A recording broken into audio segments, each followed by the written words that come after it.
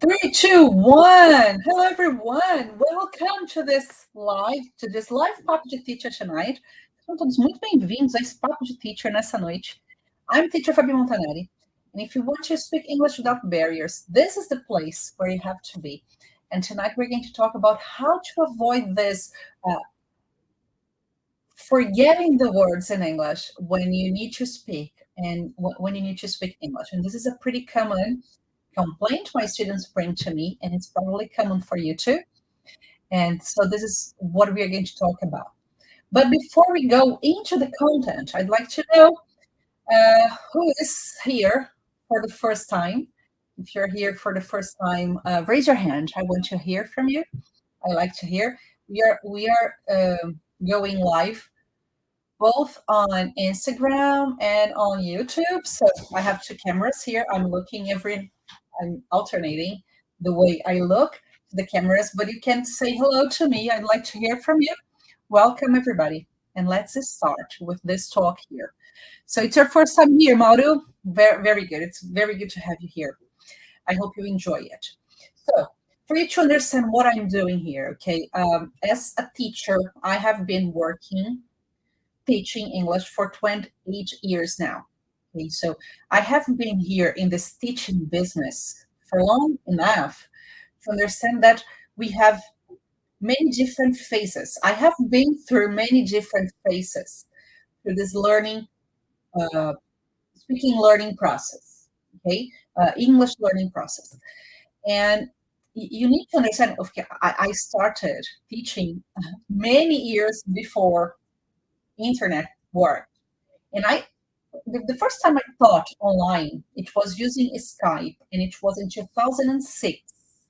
So 18 years ago, I started teaching online, but of course, it was not the way I teach nowadays. Nowadays, we have the programs, we have the mentoring, we have the private classes, we have the online classes. There are many different possibilities for you to speak English without barriers. And I've been working online for the last 4 years. I started 4 years ago. Yes, September 2020, because of the pandemic. I had the schools, I had to shut down the schools because of the pandemic. And then I decided to really become fluent in this language, that is speaking online language, okay? And one thing that I can tell you is that if I could learn how to speak this language here, this internet language, you can learn to speak English. But the topic today is about this. Many people bring to me this complaint about forgetting the words when they need to speak. And one thing that I answered yesterday, and when I received this message in the question box, it was, eu esqueço as palavras quando eu preciso falar, or I forget the words when I need to speak. What is happening? How to overcome that? And one sentence that I put there, and I put in Portuguese, because I don't know it in English. It's not that I don't know. Originally, the sentence is in Portuguese, so I decided to use it in Portuguese. It's a sentence. It's a quote from Rubem Alves. He was a teacher, educator. He used to study things about learning processes. And a poet, he wrote books, and he says, I think for me at least, his most iconic sentence is: aprendizado é tudo aquilo que fica quando o esquecimento age. De novo, it's very important, the sentence. Aprendizado é tudo aquilo que fica quando o esquecimento age. E por que eu falo isso? Quando você está esquecendo as palavras, consequentemente, significa que você não as aprendeu ainda. Teacher, é claro que eu aprendi. Se você tivesse aprendido, você não tinha esquecido. Não significa que momentaneamente a gente tenha lapsos de memória, ok. Mas quando isso é uma coisa muito recorrente, tem dois fatores. Eu vou falar um pouquinho em português, nas lives aqui eu sempre estou mesclando um pouquinho de português com inglês, porque eu sei que nem todo mundo consegue absorver alguns conteúdos mais importantes no momento que está do inglês. Então, meu trabalho aqui é te ajudar a entender que você pode conseguir falar inglês sem barreiras. Mas você precisa entender isso daqui. No processo de aquisição de vocabulário, de aquisição de linguagem, um erro muito comum é a gente achar que porque a gente viu a palavra, porque a palavra apareceu na aula, a gente aprendeu, mas não. Entre você ver algo novo e você aprender, existe uma diferença. Existem técnicas, existe um processo pelo qual você vai ter que passar para de fato você ter aprendido. Então, isso que é importante que você entenda. Eu vou falar sobre tudo isso em detalhes durante a semana English Without Barriers. A gente começa no dia 30 de setembro, ou seja, daqui 2 semanas, certo? Hoje é dia 16, não na próxima segunda-feira, na outra segunda, a gente vai ter as aulas do Speak English Without Barriers, que é o meu novo evento online, em que eu vou mostrar essas etapas. A gente vai falar sobre storytelling, a gente vai falar sobre fluency and rhythm, a gente vai falar sobre tudo isso com mais detalhes, o que eu não consigo fazer isso aqui numa live, tá? Mas já para você entender e para você já começar a pensar e se preparar para as aulas do Speak English Without Barriers. Como você faz para participar? Você vai acessar o link que já está na bio. Depois eu vou colocar na descrição desse vídeo aqui, que eu não coloquei ainda, tá? Para quem está vendo pelo YouTube, eu vou colocar o link do Speak English Without Barriers pelo YouTube também. Vocês vão se cadastrar e vocês vão. Vocês vão se cadastrar no Deu Branco também, mas assim, a questão é, às vezes, a confusão, a memória, a gente vai chegar nessa questão. Vocês vão se cadastrar pelo link que eu vou colocar aqui para vocês. Vocês vão acessar a página lá com todas as informações das aulas, do nome das aulas, você vai ver. E essa live de hoje já serve como preparação para você chegar aquecido nas aulas. A gente vai ter muita lição, a gente vai ter muita tarefa, não é lição, tá? No sentido ruim da palavra, a gente vai ter muita tarefa que vai ajudar a mostrar para vocês exatamente o ponto em que vocês estão, para que isso, a partir daí, você consiga trabalhar para de fato atingir o que você deseja. Right? Então, quando a gente fala de ver uma palavra, e, ai, teacher, eu já vi várias vezes essa palavra e eu esqueci. Depende de como você viu. Depende como você trabalhou para isso. E o que eu quero dizer? Quando a gente está fazendo o processo de aquisição de linguagem, language acquisition, é como mais ou menos a gente aprende a nossa língua materna. Então, a gente adquire a língua materna. Como? Por exposição. Over and over and over and over. Aí, primeiro a gente erra, a gente não começa a falar. A primeira vez que você falou qualquer frase na vida, para quem tem filhos pequenos, os seus filhos, quando começaram a falar, não falaram bonitinho, perfeitinho. Eles erraram muito antes de falar fluentemente a língua materna. E isso acontece com a gente com o inglês. É que a gente tem uma tolerância menor a erro. Ai, tem tiro erro para falar. Quem não erra para falar? Quem erra na própria língua materna, quanto mais uma língua estrangeira? Primeira coisa, eu falei sobre isso aula passada, não sejam tão duros com vocês, no sentido de, ai, nossa, acho que eu nunca vou conseguir falar inglês, ou meu inglês é muito ruim. Não gosto de ouvir isso dos meus alunos. Não gosto. Seu inglês não é muito ruim. Seu inglês pode ter algumas limitações, a gente vai trabalhar para superar isso. Mas eu não gosto quando o aluno fala assim, nossa, não sei nada. E quando o aluno se acalma e começa a deixar vir à tona, a gente começa a perceber que o aluno sabe muito mais. And I love showing these students that they know a lot more than they think they do. Yes, I'm teaching in English now. In English and Portuguese, please let me know. What do you prefer? Let me see if we have a winner. English or Portuguese? It's your call. Your wish is my command. Do you know your wish is my command? It's an idiom. Your wish is my command. Seu desejo é uma ordem. In English and Portuguese. So when we start learning, when we work with language acquisition, English, I saw here. Okay. When we work with language acquisition, it means that we receive information and then we are able to speak. Nobody ever in life spoke before listening, because speaking is something active. Listening is passive. You need to understand that we have some skills. First, to be fluent in a language, we need to speak, read, write, and listen. But from these 4 skills, for you to be a complete speaker, completely fluent in this language, you need to listening and reading are passive skills. Why are they passive? Because when you read a book, someone wrote the book. So writing and speaking are active skills, and listening and reading are passive skills because you receive the information. Nobody speaks before listening. Okay, so this is important for you to understand. So maybe in the passive mode, you know many words. When you read it, when you listen to it, you can understand. But why do you have a gap from this moment here that you read, or if you are watching a movie, you understand what the people are saying, but you can't really speak the way they are saying?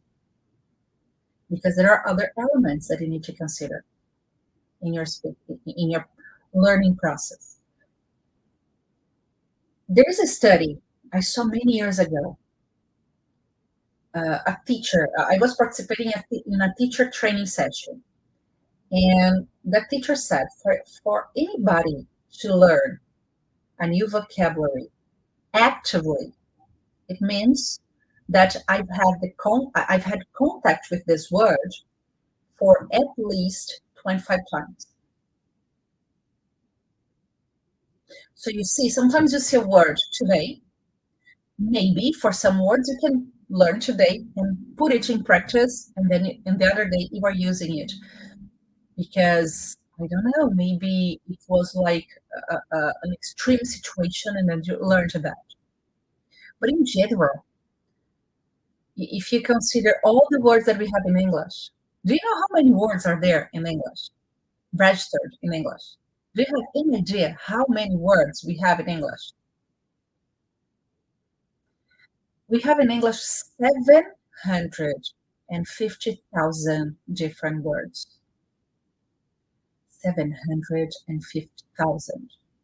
That's it. 750 mil palavras existem registradas em inglês, nos dicionários mais completos. Quem é que fala 750 mil palavras? Nem Shakespeare. O fato de existirem 750 mil palavras não significa que a gente precisa delas para falar. Ontem eu estava jogando um jogo com os meus filhos, imagem e ação. E aí apareceu uma palavra que eu tinha que fazer a mímica. E eu já até adiantei para eles. Algumas, quando eram fáceis, eu falei assim: ó, isso aqui é muito fácil, vocês vão adivinhar. Fiquem espertos que a hora que eu fizer a mímica, vocês vão adivinhar de cara. Tipo, pular corda. A hora que eu fiz, eu simulei, e todo mundo, os dois disputaram ali o pular corda. E eles acertaram. Mas aí apareceu uma outra palavra que na hora que eu vi, eu falei, gente, essas palavras vocês não vão adivinhar. Eu falei, eu nunca usei essa palavra e eu deduzi. E aí essa é uma questão importante. Eu deduzi o que era a palavra. Não procurei no dicionário nada. Eu deduzi o que era a palavra. E eu falei, eu nunca usei. Nunca, não faz parte do meu vocabulário ativo. Never used it. E vocês não têm ideia. Vocês não vão adivinhar. Ah, faz aí, mamãe, que eu quero ver. E a palavra era cartucheira, eu acho. Eu entendi que eram aqueles sei lá, lugar onde você guarda cartucho, de munição mesmo. Então chamava cartucheira. Tentei fazer algumas mímicas ali, não deu certo, eles não conseguiram adivinhar. Mas depois que eles leram, falaram, é verdade, a mamãe estava fazendo a mímica certa, devia ser isso. Mas por quê? Era uma palavra que, apesar de não fazer parte do nosso vocabulário ativo, a gente entendeu ali. Eu entendi primeiro, depois eles entenderam. E isso acontece com o inglês. Muitas vezes a gente ouve as coisas em inglês, você consegue deduzir. Então, isso você precisa considerar também. Então, o fato de você conseguir deduzir o que você ouviu, conseguir deduzir o que você leu, faz parte da aquisição da linguagem. Mas também você precisa trabalhar para tornar esse vocabulário ativo. Se em algum momento, tudo bem, eu lembrei dessa palavra agora, eu nunca tinha visto até ontem à tarde, eu nunca tinha visto essa palavra cartucheira, agora eu lembrei para dar um exemplo para vocês, provavelmente essa palavra me marcou, porque eu fiz mímica, eu brinquei, foi um momento de brincadeira. E essa me marcou. Mas, no geral, se eu estivesse lendo isso num texto, talvez eu não lembrasse da palavra, talvez no texto eu entendesse o que é, mas eu não lembrasse da palavra depois. Então, algumas palavras, elas acabam passando batido. Como que você faz o vocabulário passivo se tornar ativo no seu processo de aquisição de linguagem. Você precisa trabalhar com essas palavras. Eu falo, o caminho mais fácil é você identificar qual é a palavra.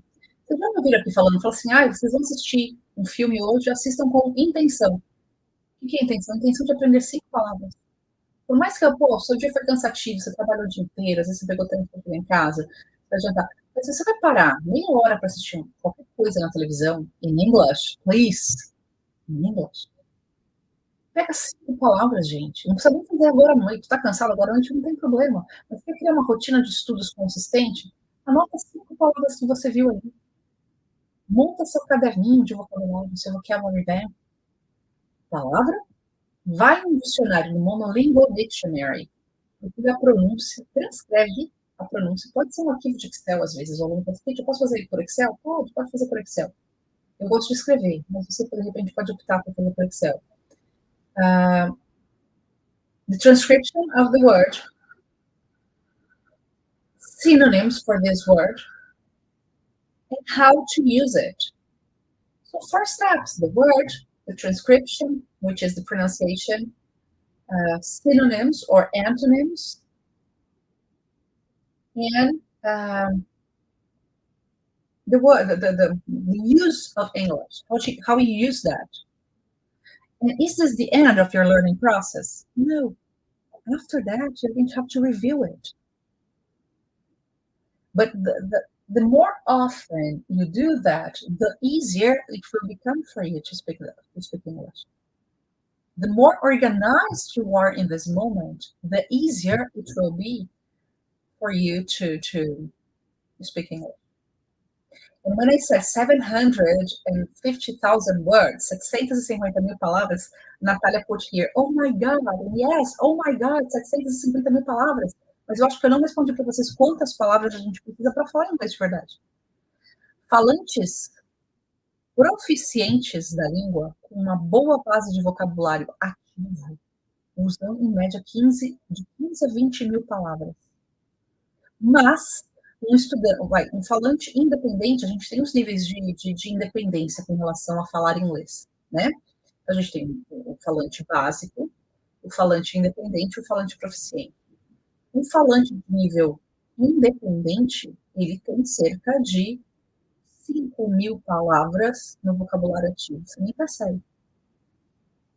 You don't even realize that, but you do have it. For you to be a really independent speaker, from 3,000 to 5,000 different words. Because you have 2 levels of independence. Independence. You have 2 levels of independence. The level that you are an independent speaker within your daily routine. Okay, you are a very good engineer, a very experienced engineer, and then you have this independence where you work with the things that you do every day. And the second level is that you are an independent speaker outside this world. So you can travel with confidence. You don't really have big walls in your communication. You can talk. Because when you don't know something, you know how to rephrase the sentence, you know how to confirm the sentence. And this level is really good.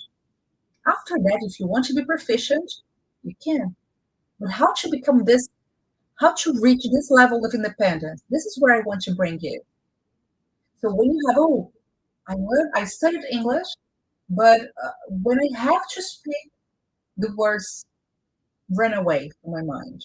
My mind goes blank. And this is happening because you're not really an independent speaker yet. You have some gaps in your learning process that makes you forget the words. And if you forget the words, it's because you haven't learned them yet. You understand?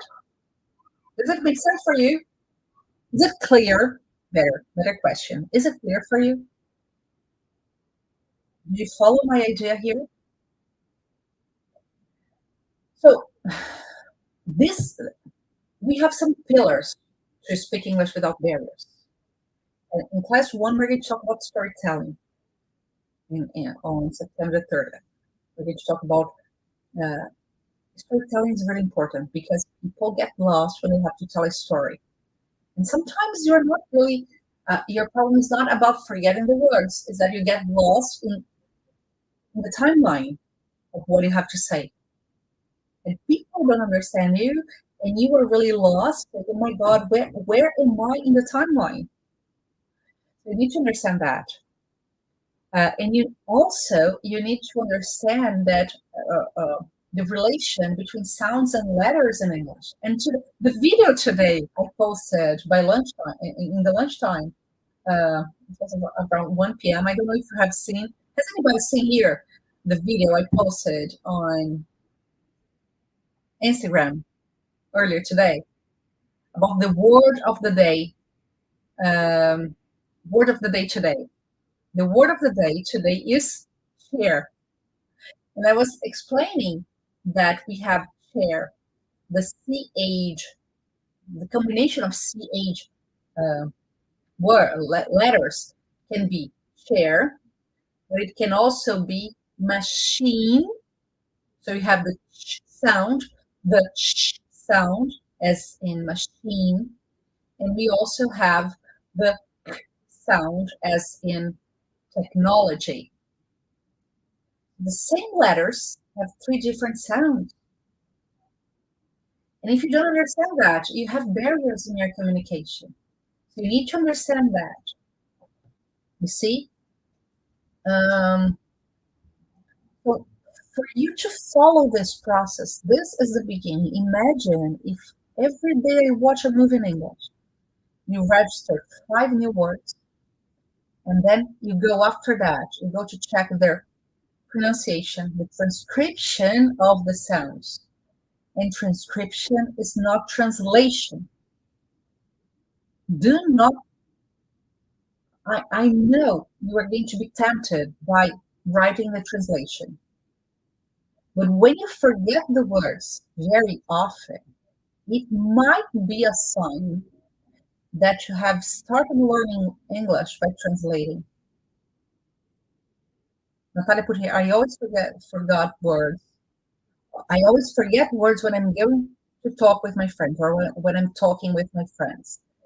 And this is common, actually. It's pretty common to happen this because maybe you haven't really learned them. You have seen the words, but you haven't learned them. Você já viu as palavras, mas você não aprendeu. E aí elas não estão ativamente, elas não estão prontas. Esse esquecimento,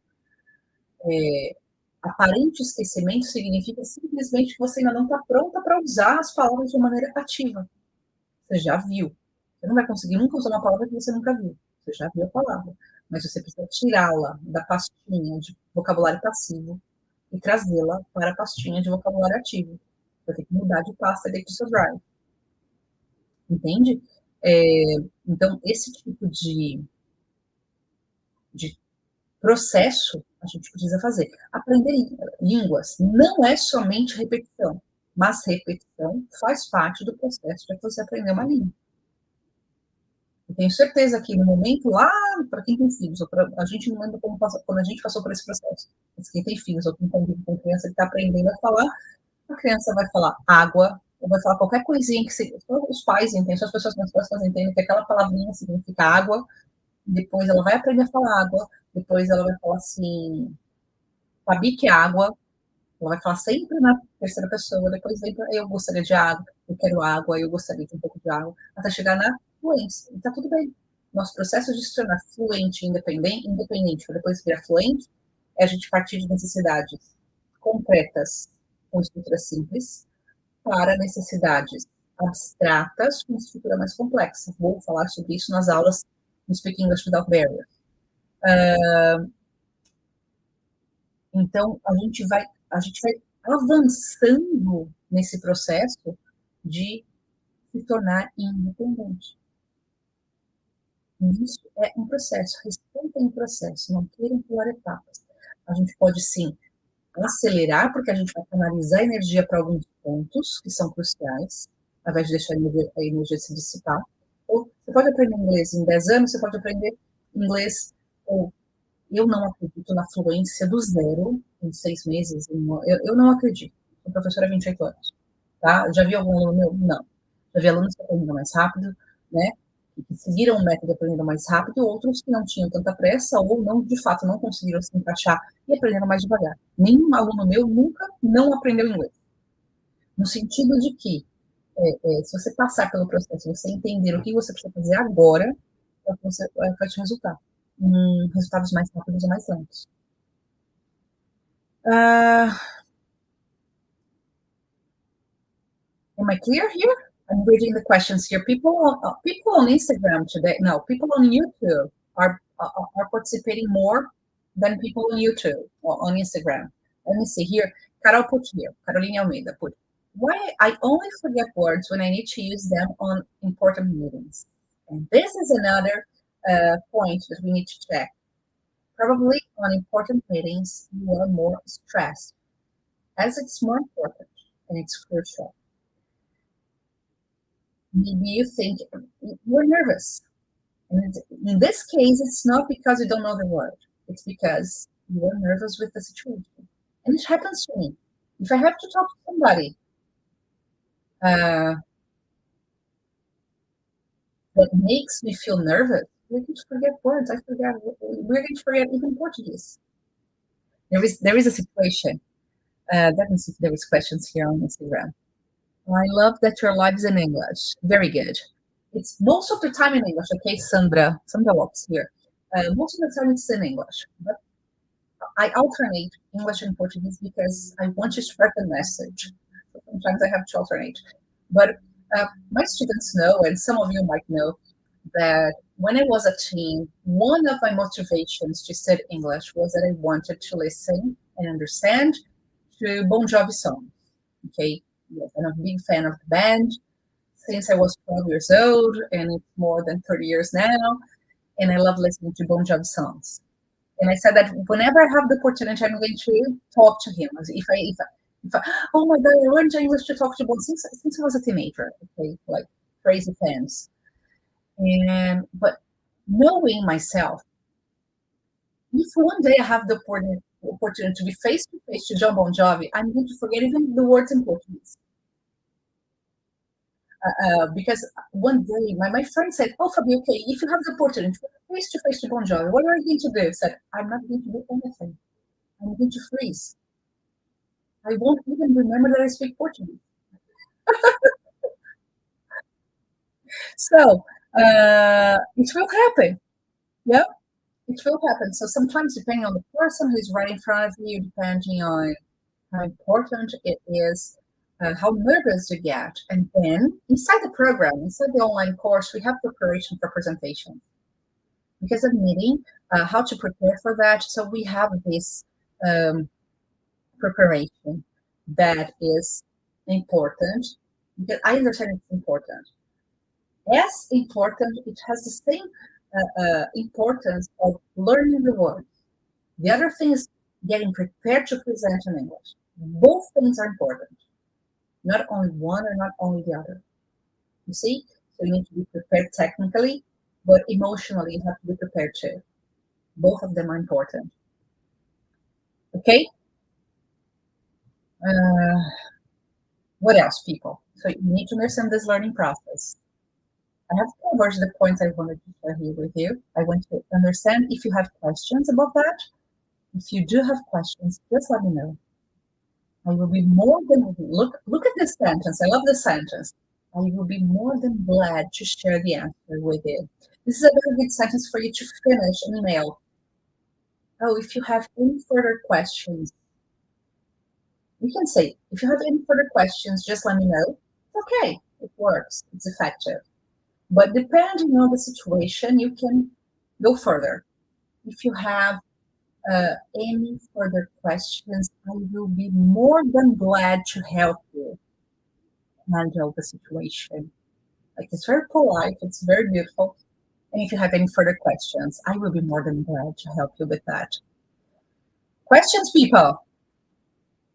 Have you already subscribed to participate in the event? The link is in bio. We have opened this link today, this afternoon.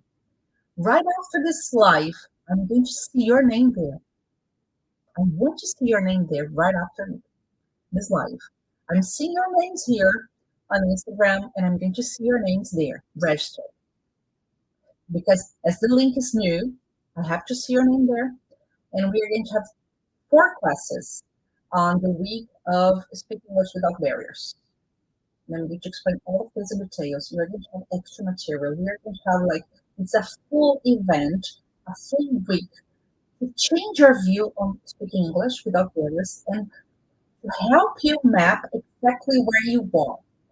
And for example, Carol, in your case here, is your problem only because you get nervous or you really have problems about speaking?